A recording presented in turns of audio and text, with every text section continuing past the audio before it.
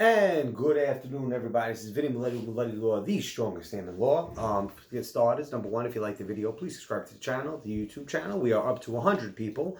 After a couple of days, we're going to be able to do some really cool stuff with the marketing, and we're going to do some cool stuff with the page. So that's pretty exciting. We just gotta wait right now. Also, go to the website www.miletilaw.com, www.miletilaw.com, and sign up for the newsletter. This way, you can always be in the know. You can get a lot of cool stuff.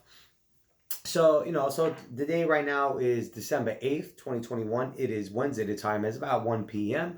As you all know, we have our newest member of the law firm. His name is Flex. He is the official mascot of the law firm of Vincent Mileti, the furriest name in law, Flex. And I would like to post videos of him in his brand new outfit and attire that we got, but apparently it doesn't fit because the lady who had said that this was for small dogs neglected to tell me that by small dogs she meant maybe dogs about this big.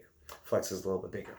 So whatever. So we go down to it. So as you all know, we have our newest mascot of the company, Flex, who is a Jack Russell / Australian Shepherd. So obviously the focus of the firm, as always, changes with evolving with the times. So, and I thought it'd be a fantastic time to do a video on animal cruelty because now we have Fauci in the news media a couple weeks ago, where apparently he was cited in some kind of trapped beagle studies where he did a bunch of experiments. A group called White Coat Waste, which I guess is like the smaller funded version of PETA, apparently had a fit and peppered him with 3,600 phone calls about animal abuse and whatever the case is on his testing. Obviously, here at Mileti Law, we don't approve of animal abuse. We also don't approve of Fauci. So I thought it'd be a fantastic opportunity to discuss a little bit about animal cruelty and discuss about the laws we have, at least here in New York, to protect them. Now, this does not include federal law. Federal law has, I guess, like their own standard, their own guidelines. This only has to do with the law as it currently stands in New York, and basically how it is cataloged in the public records, and just a quick overview. So let's get down to it. So obviously in New York, we do have rules against animal cruelty. You will find them in the code in the Agricultural Markets Law, Articles 1 through 30. It used to be back in the days that it was part of, it was inside the penal law. So those of you that are familiar with criminal law, the penal law is essentially, penal, like, crime, like putative. The penal law is basically where you have all your criminal statutes, your sentencing, everything is over there. It used to be identified in the penal law. I believe it was section 180, if my notes are correct. Could be wrong, but I believe it was section 180. But now, I guess in 1965, I want to say, they did this whole reconstruction over the penal law, and they wanted to consolidate this into one specific section with agricultural markets, where they start talking about a variety of things. They talk about farm animals, they talk about bringing food to market, and so they also talk about animal cruelty here. So you will find it, like I said, in the agricultural and market law, articles 1 through 50. The way it works, the way it's structured, is there is statutory law.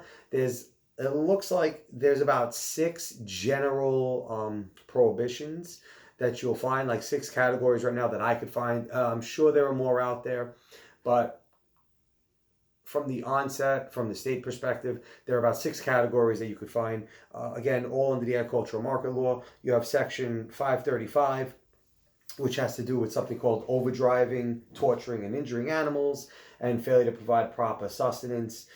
This statute generally talks about, tortures, cruelly beating unjustifiably. I guess it's justifiable beatings, stuff where just generally wrong acts that you do on animals, whether you just hit them unjustifiably or, you fail to provide proper food, you maim them, you injure them. All this stuff is intentionally. This statute does, it would protect Fauci. This statute does have a carve-out for properly conducted scientific experiments, which are just basically experiments that are approved by the Commissioner of Health. So if anything, such as if someone like Fauci were to conduct experiments like this in New York, if he had approval to do so, you would address all your rage and fury at the Commissioner of Health and the Department of Health in New York. And so that's the first portion. So the first portion is section 535, overdriving, torturing, and injuring of animals, and the failure to provide proper sustenance for the animal, food and stuff. This is a Class A misdemeanor, which means your punishment's going to be less than 365 days. Keep in mind that the punishments associated with animal cruelty are very small. The highest one you're going to find is is going to be in the next one, aggravated cruelty to animals. Usually when it comes to the penal law and you see something like aggravated, that means it's like escalated to another level. That means it might be a malicious intent. It might be, out of a clear intent to harm the animal, not just negligent. So aggravated means that there is the mens rea, the mental state. There was a proper mens rea to raise it to that level. In an aggravated cruelty to animals, section 535, 353A, this is all section 353, section 353A, a felony not to exceed 2 years. So what's that? Maybe a class D felony. I'm not too familiar with the penal code, but I do think that might be a class E or D felony, which is very low, not a lot of punishment at all. You have a couple more other ones under there. Like I said, I believe you have 6. You have 353B, which has to do with the appropriate shelter for dogs if left outdoors. You cannot leave your dog in an environment that's harsh to the dog, cat, whatever. You can't leave your animal outside in an environment that's too harsh. The fine for that one is a whopping $50, maybe $250 if you happen to leave your dog in the freezing cold routinely. Then there's the improper, and I kid you not, the improper electrocution of fur-bearing animals.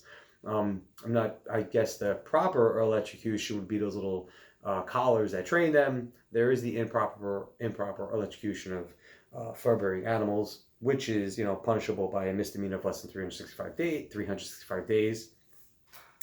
There is the confinement of companion animals in vehicles in extreme temperatures. That's section 353D. That is a fine, again, of a whopping $50 or $250 if you do it repeatedly.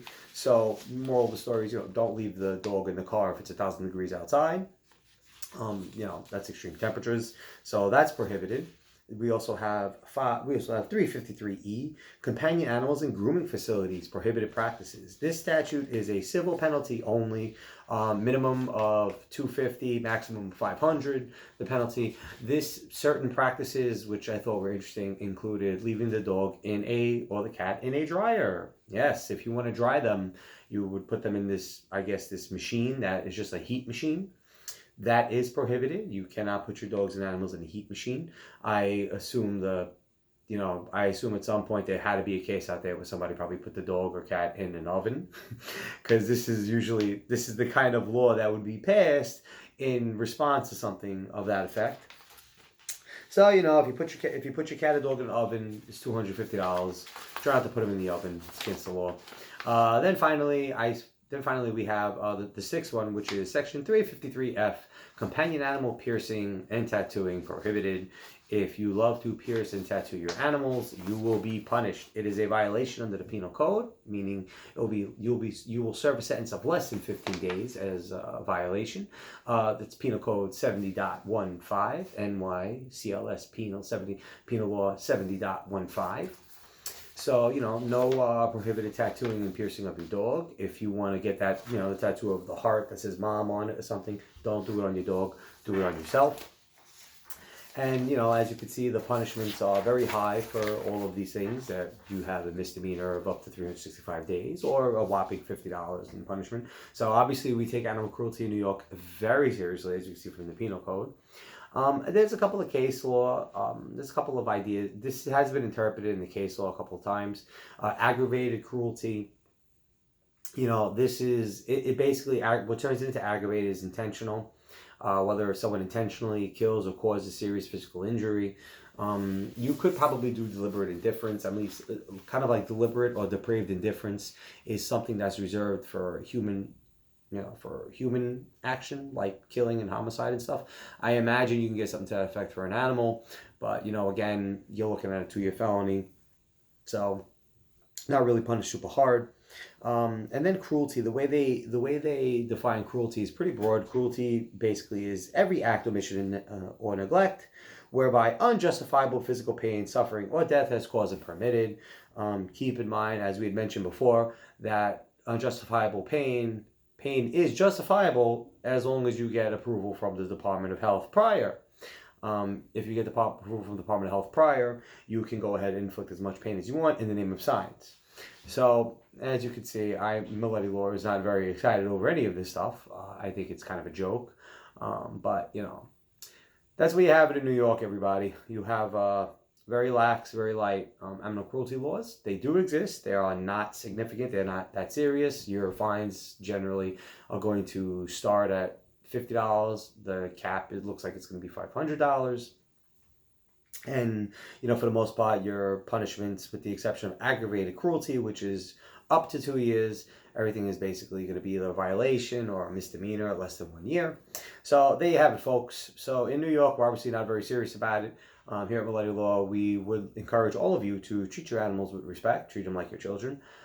I happen to love Flex a lot. He's fantastic, and he makes my life much easier and better, even though he chews everything in the house. He eats all my notepads and all of my paraphernalia that I would like to send to all of you as like marketing material and gifts. He decides he's going to eat and enjoy. So, as frustrating as that is, it's always great to have your little buddy around. I wish his diet didn't consist so much of glass walls, bones, other dogs' poop, and garbage. But whatever it is, what it is, we all like our own things. So, of course, if you have any questions, concerns, or any ideas you'd like to float by, certainly you could put us in the comments below. You can go to the website. You can reach out to us through the website. You can reach out to us through the email address, Facebook, Instagram, YouTube, LinkedIn, Twitter, possibly OnlyFans. We're all over the place. So, as always, thank you so much. Yours in Laws, Love, and Lifts. Brought to you by Milady Law, the home of our newest mascot, Flex, who is the fuzziest name in law, the furriest name in law. I will come up with a slogan for him as well. And again, if you have any questions, we're always here. Don't abuse your animals. Be safe, people. Have a great holiday.